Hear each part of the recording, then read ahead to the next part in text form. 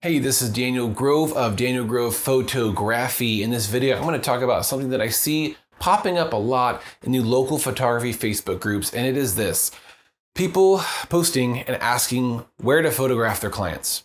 And it kind of bugs me for a few different reasons. So in this video, I'm going to show you my approach to finding, picking, and using locations for my clients to get the most out of the time and to make unique photos for my clients.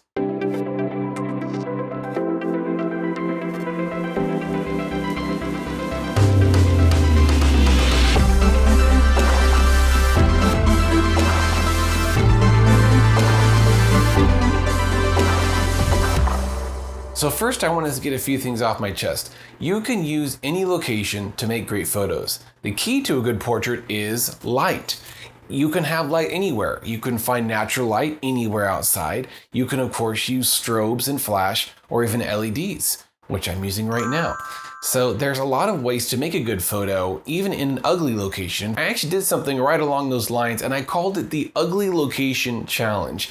I photographed one of my friends in a very ugly, untypical or atypical location that everyone passes by every day. It was the side of a gas station. I was filling up gas in my car, just looking around like we do, and I saw this ugly area that the more I thought about it, the more I realized this has potential.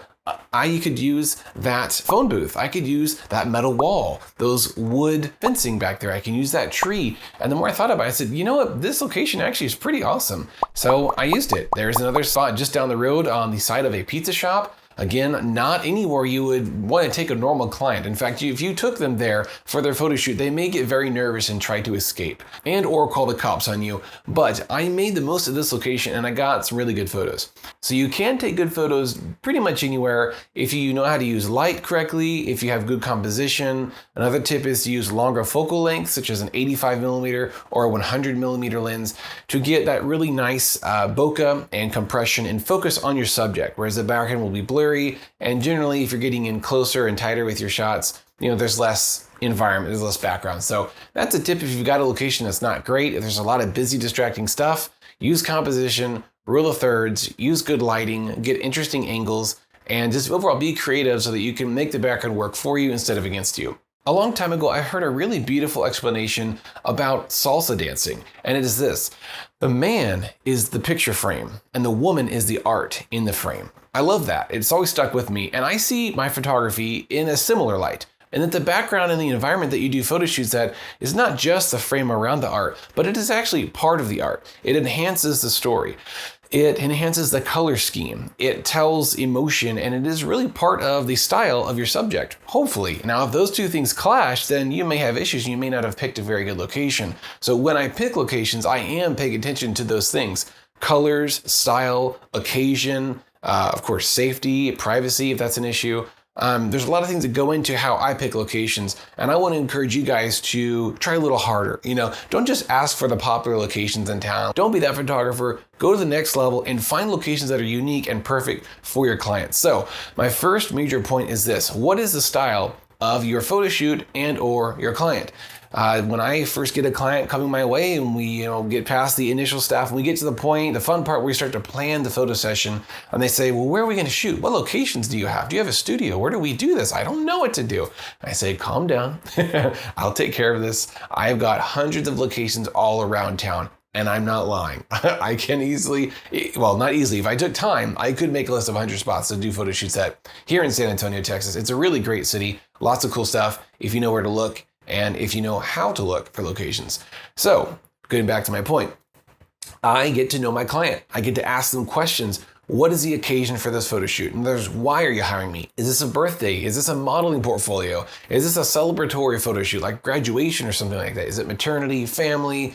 Is it an edgy, graveyard photo shoot? I don't know. You need to know the style and the occasion. And then we get to the outfit and wardrobe questions where I say, okay, what are you going to wear? What would your family like to wear at your family portrait photo shoot? Or to seniors, what outfit makes you feel most like you? What makes you feel awesome? What's your favorite outfit, your favorite style? And take pictures of you in that outfit and send it to me so I really know, not just from the descriptions of the outfit, oh, a red shirt and some jeans. No, this is a red sequin shiny shirt. They've got some really cool tattered jeans. They need an urban location. and that's where I go from there. So once I know their style, what they're going to wear, what kind of vibe they're going to give, then I can, suggest, hey, there's some 3 or 4 option locations just off the top of my head. You might love this, this, or this. Now, this brings me to my second point of the video, which is location scouting. If you want to have those awesome locations to use that no one else uses, you got to go out there and find them. Take an hour or 2 or 3 on a weekend, or even better, on a weekday evening or daytime where there's not a lot of people out, not a lot of traffic.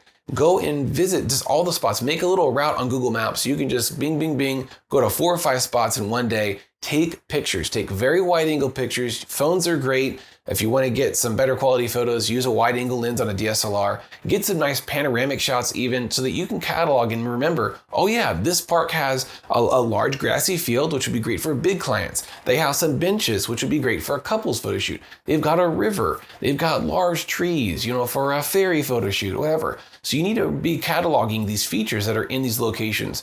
I suggest, if you really want to get into it, using a Google Sheet file to make a spreadsheet and write down all the names of the location, write down the addresses, write down the phone numbers, and if there's a permit or photography fee that's required to pay to do photo shoots there. All the relevant information that you need for these locations need to be in one place so that you can get to it and you can also send it to your clients when you need to do that. Make a folder on your hard drive called locations and put in these files that you're taking from these locations in there and name them with the address or the business name or whatever it is so that you have ready to go files. You can actually send that to your clients. Say, hey, here's the 3 locations I got in mind. What do you think about these?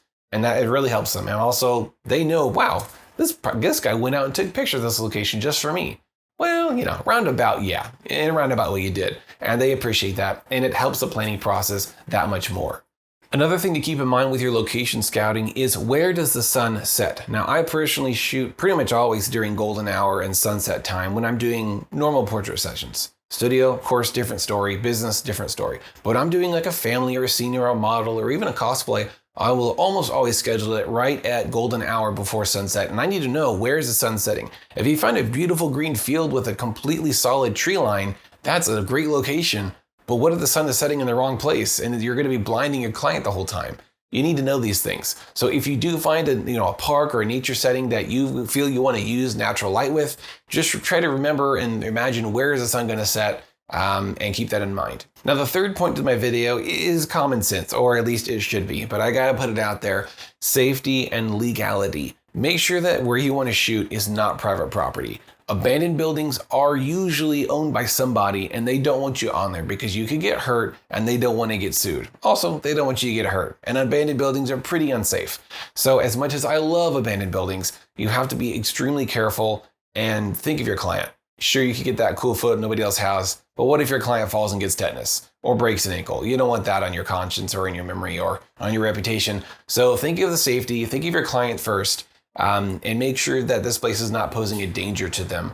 Also, wildlife, tall grass looks super cool, but there could be snakes. I'm not trying to, make you live out of fear, but you do need to be mature and think about the safety of your client and also of yourself and also of your gear. There are some really cool urban locations downtown and on the south side and other places of town that may not be the best place to be toting around $3,000 to $10,000 of gear.